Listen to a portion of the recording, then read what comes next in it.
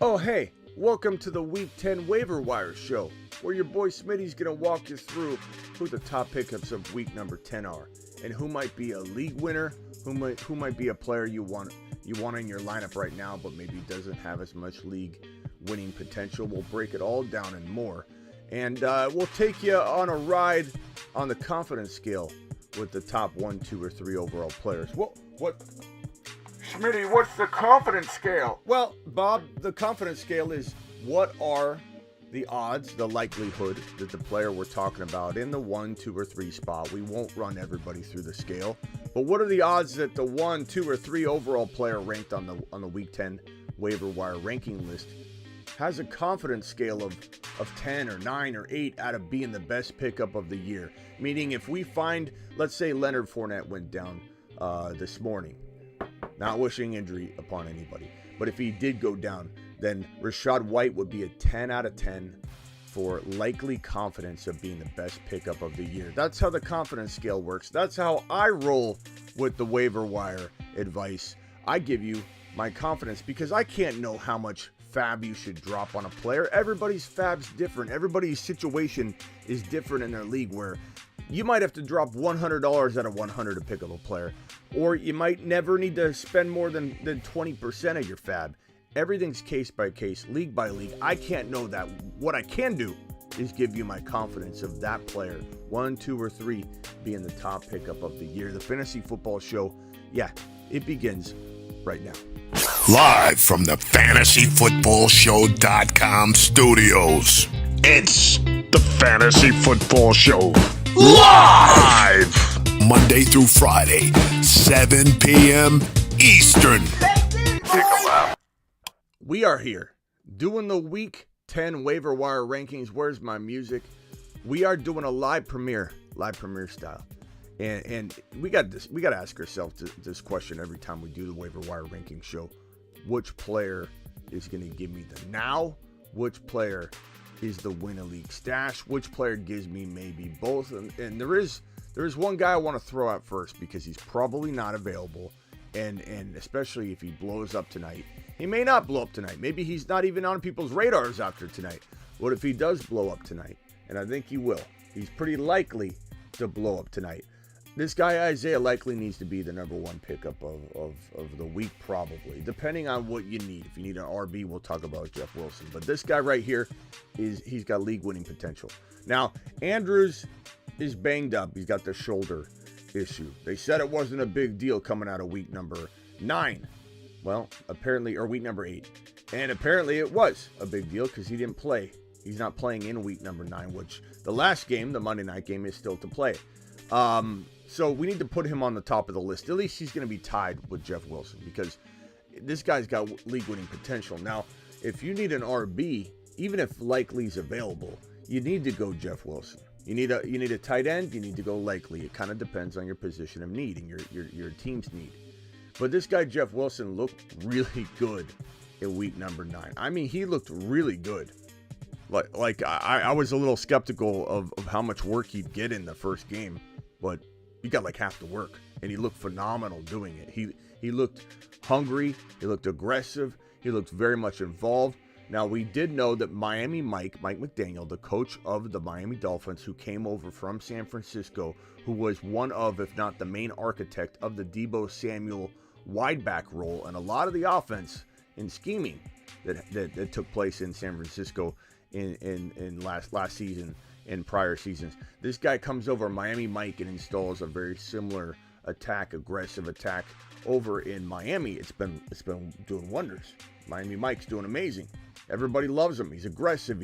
His offense is potent. He turned Tua into a top 5 to 7 quarterback. I mean, Tua's doing that every single week.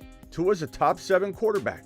So Jeff Wilson stepping over to play with his former coach, okay?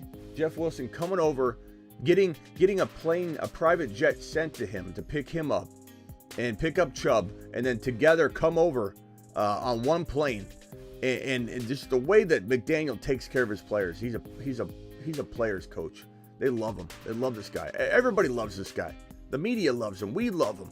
And You know Jeff Wilson's going to feel right at home because this is his former coach, an offense he knows. He steps right in and delivers and looks phenomenal. Now, his numbers, let me pull up his exact numbers. His numbers were skewed in a way because he only played half the time. But Jeff Wilson scored a touchdown on a nice little scamper, I might add, that looked really phenomenal. And it had some of his old former teammates pretty excited when he did that. 9 carries. Let me take a screenshot of his workload. This is pretty impressive. This is ultra impressive. Now, that touchdown was a receiving touchdown, I might add.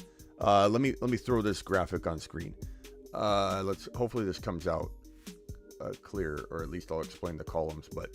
But we had 9 carries, 51 yards, 5.7 a carry, no rushing touchdowns, 3 targets, 3 receptions, 21 yards, and a receiving TD, 7 yards a catch. That's a pretty good run in week number 1.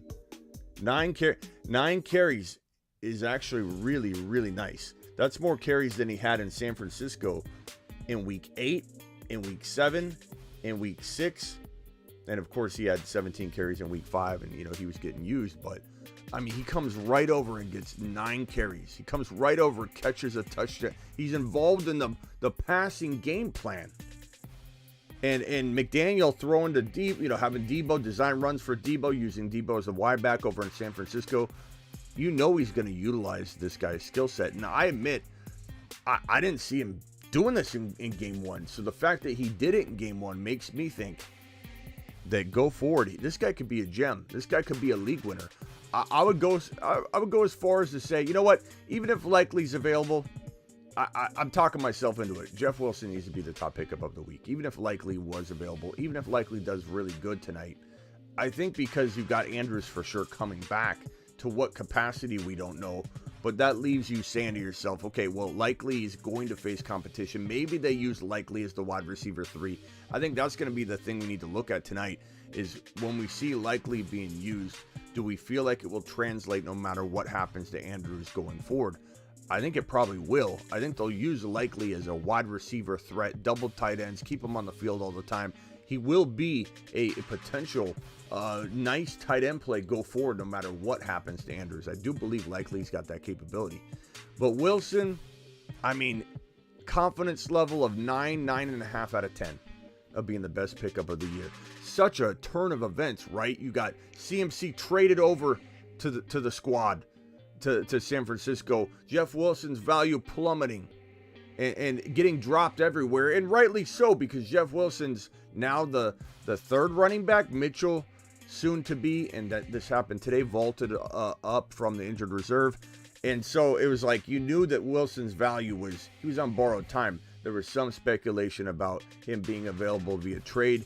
Of course, it's Miami Mike that is the one that inquires. He's got Mostert over there. He brings over every single Niner he can. But Jeff Wilson appears to be, and Mostert already lost half of his workload, which is weird because Mostert was looking efficient walking into this game. So that's why it seemed like this wouldn't be the way that it played out in game 1 because of Mostert's, success. I would say right here, 9 out of 10, 9.5 out of 10 of being the best pickup of the year because he got dropped across the board. And before the trade happened, some people left him out there on waivers. He's available in like 50% of leagues. So in baller leagues and leagues full of sharks, I'm going to hear it right now. Smitty, in my league, there's nobody on this list available. I mean, I'm a total shark. I'm a total baller. And these people that play in these leagues couldn't hold my water cup, Smitty. And I'm offended right now that you think these guys are available in a league that I play in. That's what I hear a lot. And you know what? Whatever, Bob. 50% of leagues, these guys are available. Okay, I'm not going for a player that's available in 5% of leagues. Okay, this is 50%. Like, cut me some slack. This is the way waiver wire videos work. Waiver wire rankings. Of course, I'll take a stab at some deeper guys. But Jeff Wilson is a fantastic pickup and plug right into your running back 2 if you're hurting at running back 2, and he's an amazing flex. He's got tons of upside go forward. So number 1 waiver pickup of the year and a 9.5 out of 10 of being the top pickup of the year. Likely we'll put at 9 on the confidence scale. So we'll put him right there. Let's see. Who else will we put next? I mean, this is where it comes down to, like, I don't know that I'm ranking anybody remaining on this list based on now. I think everybody here, I'm looking at the future. I'm looking at Rachaad White being the next guy on the list, probably actually maybe even tied or ahead of Likely now that I'm rolling through it. I'm doing this live. We're doing it live, okay? So I'm gonna kind of massage the rankings a little bit, okay? So bear with me. I'm a human being, and I'm doing it live. It's a live premiere, but I'm recording this live. One cut Willie. There's no cuts and no editing in this video. This is a one cut Willie, and right now, on this one cut Willie video, I've got Rachaad White potentially ranking it at the second spot. I love both these guys, but here's the thing: Lenny doesn't look good. Lenny doesn't look good. We knew this was going to happen. People defending Lenny to the end. He doesn't look good. Now, maybe he turns it around. He could. I'm not saying, he's droppable. I'm not saying that you shouldn't, that you should sell him dirt cheap or anything. But I really think that Tampa needs some kind of change. And they may turn to the RB to try and facilitate some momentum. And I think Rachaad White's got the receiving skill set, the running skill set, the hands, the excitement, the fresh legs. They may start turning toward him more and more and more. And if Lenny gets injured, which is highly likely given how old he is and the fact that he's got a lot of mileage and he's always injured. He never plays full seasons. Rachaad White season might eventually hit us. Maybe it hits us later than we would like. Week 12, week 13. This is a long play on the year. Long play on the year.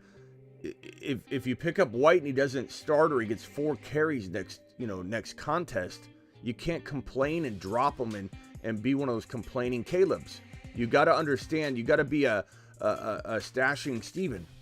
You got to be stealth like. You got to be like, okay, this guy's sitting in my lineup when push comes to shove in week 12, when the Tampa Bay Bucks decide to make that turn and coming out of week 12 and they're like, we got to do something, and it's late in the year, and they say to themselves, let's go ahead and put Rachaad White in. Let's do it.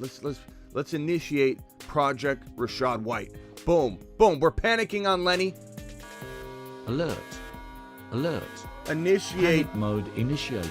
Initiate Rachaad White season. They start saying that. By the way, if you didn't know, I'm sorry I didn't press this button earlier, but if you didn't know, the Jeff Wilson project that I just described requires a full load drop. So I gave you a confidence scale of 9.5 out of 10 that he's the best pickup of the year. But if you're sitting on $100 of your $100 and you've been waiting like a shark to pounce on the top pickup, guess what? Full load drop time. Initiate full load drop. Initiate full load drop on Jeff Wilson. And Rachaad White, I just think that he could win you a league. He's still got, even though Jeff Wilson's in the driver's seat now, Rachaad White, even in his reserve role, not really flex worthy, kind of, but disappoints you as a flex sometimes. At 9.5 out of 10, he's got the same win a league potential on the confidence scale as Jeff Wilson.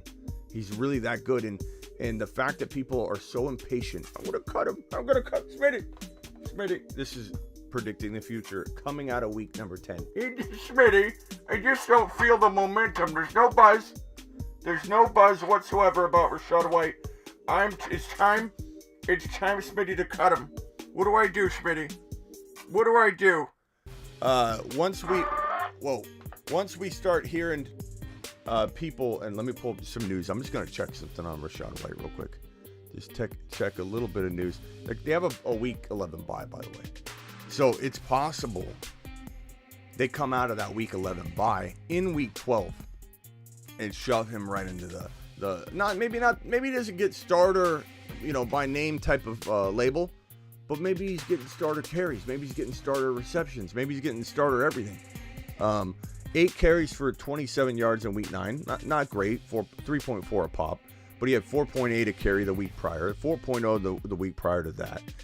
His receiving involvements Not too shabby considering he's a backup. 3 targets in back-to-back weeks coming out of weeks 8 and 9. Seattle Seahawks is a Tampa Bay Buccaneer opponent in week number 10. Then they got the bye week. So, as I was saying, complaining Caleb, petrified Peter. Smitty, it's week number 11, bye week. And we had nothing happen in week 10 with Rachaad White. Do I cut him? Well, you can cut him, petrified Peter, or Ian, or inaccurate Ian, or whatever your name is. You do what you want. I'm holding Rachaad, and I'm happy to do so. So he's definitely probably third on my list of being the best pickup of the year. Now, this Jaylen Warren character might take over the starting job in Pittsburgh. Najee looks awful. There's rumblings and buzz about them wanting to mix things up at the running back position. They're not happy with it. So he needs to be grabbed, stashed, maybe even played as a flex option depending on bye weeks and injuries. Taysom Hill, we'll know a little more about tonight whether he's ranking higher than this or not. You know, Taysom Hill after tonight's game could be up here, but you know he's on my list every single week. People give up on him. It's crazy. It's madness. Garrett Wilson looking phenomenal if you need a wide receiver. And I've told you this over and over and over, and the same thing goes for Chris Olave. You've been warned about Chris Olave. You've been warned right now, here and now, about Chris Olave walking into week number 10. Okay? You've been warned. Chris Olave is going to pick up the slack. He's going to look absolutely amazing down the stretch. He's going to potentially play as a wide receiver 1, a low-end wide receiver 1. Get ready for it. The Saints have the bye in week 14, right? So, yeah, he's going to have an extra breather to kind of get right because he's a rookie and get a third wind. He's about to get into second wind mode. And the thing that's important for people to understand with these rookie wide receivers, the same goes for Garrett Wilson. This is why Garrett Wilson vanished. And I tell people this all the time, and they don't listen to me. Wide receivers, rookie wide receivers, the elite ones, so all wide receivers that are rookies, all rookies, period, hit a rookie wall. And what does that mean? I keep hearing that, Smitty. What's a rookie wall? These players, rookies, coming out of college are used to a short college season. So the NFL, even though they may have not played the exact number of games yet that they played in college, even in like week 8, week 9, it's such a higher level of football, more taxing on the mind, lifting weights, getting more exhausted throughout the season. It adds up to a rookie's first go. You know, like anything that you haven't done for a while. If you were trying to hold this, water bottle, which doesn't weigh but a couple pounds, okay, or a pound or whatever. It's not hard to hold this water bottle out in front of me. I could do this for a long time. But as about 10 minutes goes by, this thing that was so easy to hold right now starts getting heavier and heavier and heavier. My first go at that's going to be a pretty weak amount of time that I'm able to hold this water bottle out. How long could I do it? An hour or two before my arm just felt like it was going to fall off? Even though it's light as can be. These guys come out and it's a cakewalk at first, right? But it all adds up. They slow down around week 8, 9, week 7, week 8, week 9, week 10, and they hit the rookie wall. Some rookies take longer to break through. Some of them don't break through at all. They never rebound. But the good ones, the greats, think about Jamar Chase last year. His rookie wall was pretty big, pretty thick. It took him a while to get through. People gave up on him. What did I say? Go get him. Go pick him up. Go trade for him. He's going to win you a league. No, Smitty, it's been a long time. Jamar Chase hasn't done anything. Trade for him. Trade for him. Buy low. Jamar Chase took a while. He struggled week after week after people gave up on him. They traded him low. Okay, rookie, he's not going to do it anymore. Dude won people league single-handedly. Okay? So, why? He got through the rookie wall. Olave's going to bust through the rookie wall here. This week, next week, whatever.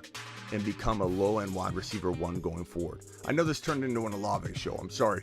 But Chris Olave is a phenomenal go-get right now. One of the best buy lows in fantasy football. Don't buy him at a wide receiver 1 or you're not paying attention. I'm telling you to go steal him away. And Garrett Wilson is going to pick up the slack too. He already has. Garrett Wilson and Olave have probably broken through the rookie wall. And in the case of Olave, he's got week 10, 11, 12, 13. Then he has a bye week in week number 14, gets another rest and ability to kind of get healthy and then come out and fire off in weeks 15, 16, and 17. So his bye week's perfectly placed for him. And my point is, rookie wide receivers need that rookie wall time frame. So cut him some slack, and he's ready to rumble. I'm gonna put Deshaun Watson here because he's getting closer and closer to coming back. 11 game suspension. He's gonna come back and face his old team. And if you need a quarterback, you need to grab him now because people are gonna start getting cute and trying to pick him up in a little bit. Let's see here. Pacheco's. I know people are disappointed in Pacheco. He's still capable of, in this offense, in this Kansas City offense, being really, really good. You know, Palmer shouldn't be available, and Palmer should be a little higher if Palmer is available. Let me see if I can raise him up a little bit. We probably put him like around, I'd say like around here if available. Let me see if I can move him up the ranks here. Yeah, probably around this range if he was available. He's just the number one wide receiver and target for Herbert go forward until Allen's able to come back, until Mike Williams comes back. So he's definitely not available in a ton of leagues, but I wanted to mention him. Wandell Robinson is a great pickup. Zay Jones is still pretty decent. I'll put him down here. Tyler Allgeier's getting work, even though Cordero Patterson, also known as Cordaly on the show, Cordaly's been going off, and he looks phenomenal. Like, he looks great. Marshall's been doing some good work and consistent the last 2 weeks, so he's a good grab. Kenny Gainwell, if Miles Sanders suffers injury, I really like Kenny Gainwell. The Dolchinator is somebody that should be grabbed. Dulcich is a pretty decent tight end, like starter right now. Like, I don't know that I would be, benching a top 3 or 4 option for him, but he's like top 6 to 10 go forward.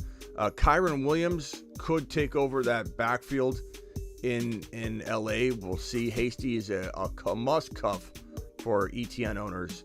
We'll put him here when he's healthy and on the field. He's definitely capable. If for any reason, knock on wood, we don't want anything happening to ETN. But Peoples Jones is a great pickup. Eli Mitchell coming off IR, an interesting hold. Mecole Hardman's been playing very consistent. We'll put him over here somewhere. Mecole Hardman. Kadarius Toney, they're going to use him more and more and more. We'll put him kind of in the same area here. And Cole Kmet, if you need a tight end, right around there. It's like a grab bag here. It's all very, very close here. And I want to again stress that Pacheco is very, very, it's very, very doable to cut him and monitor him. But I just want people to understand that it still could happen. His rise still could happen. They're not using him. It's not really his fault, but will they use him? I don't know. It doesn't look like they want to use him properly right now. But if they do turn to him, if like CH went down, then you'd hear buzz and he'd be scooped up left and right. So I just want to continue to put him on the list. But I understand if you can't hold him. This is it. It's Jeff Wilson. Rachaad White, likely if he's there. He's probably not. He's probably the one player that's not available in 50% of leagues. But because he's still available in like 30 or 40, I wanted to bring him up. Jaylen Warren. Josh Palmer also actually probably not available in 50%. Probably a little like 40%, somewhere around that range. Taysom Hill getting cut left and right all the time. Because people just, he doesn't score 4 TDs, they get mad. They don't understand that every tight end not named Kelsey or Andrews when he's healthy could have a 2 or a 3 point game and then a 15-point game, a 2 or a 4 point game. And for some reason, Taysom Hill's held to a different standard. I love him. This is your waiver wire list for the week. Appreciate you all. Subscribe if you're new. Get on over to thefantasyfootballshow.com. Year-round bold predictions, rankings, trade calculator, my one-on-one text line, which I moved to WhatsApp, and it's so much more efficient, fun, and exciting over there on WhatsApp, let me tell you that. But the text line, get your one-on-one text advice from your boy Smitty. Go to thefantasyfootballshow.com. And again, Underdog Fantasy, they will match up to $100 in your first deposit. Go to Underdog Fantasy. The link is in the description. I should be able to drop it in the live premiere chat as well. Make sure you get on over to Underdog Fantasy and start playing DFS. Do the over-unders. Draft a week 10 only fantasy football lineup. Use the knowledge you know now to dominate this week. And don't let a crumbling season full of injuries get you down and not playing or watching football. You can play Underdog Fantasy every week, fresh in your mind, and take your knowledge into battle on a weekly basis instead of the season basis if injuries did take you out. Now get to your waiver wire. Go dominate. I'll see you at 7 p.m. Eastern. Thank you all for being here. Appreciate you. Peace out. Peace out. Peace out. Peace out.